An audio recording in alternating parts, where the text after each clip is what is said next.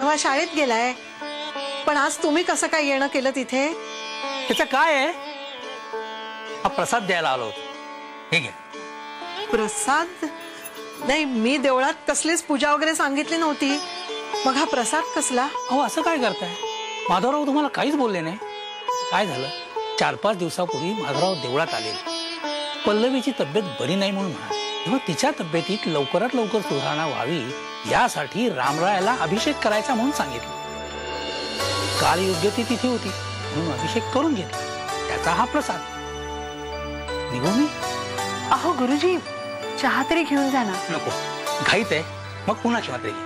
हा, येतो. नमस्कार.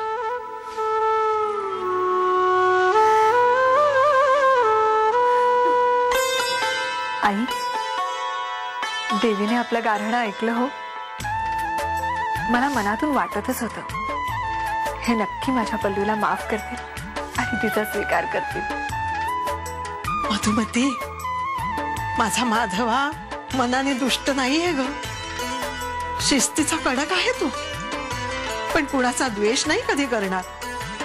आणि मुलींच्या बाबतीत तर नाहीच नाही.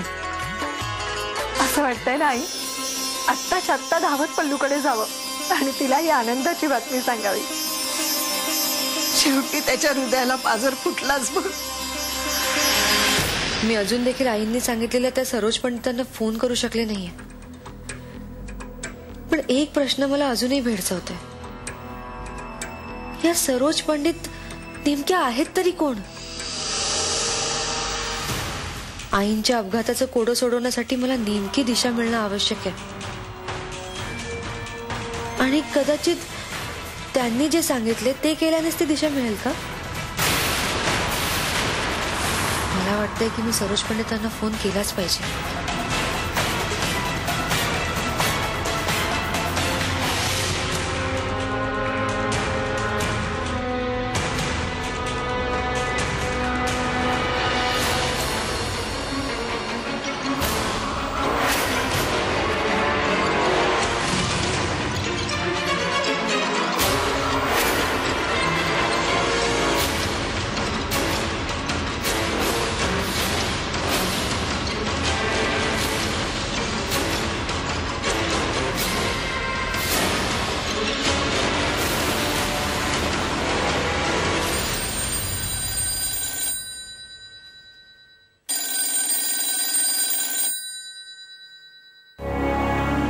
हॅलो, सरोज पंडित बोलते.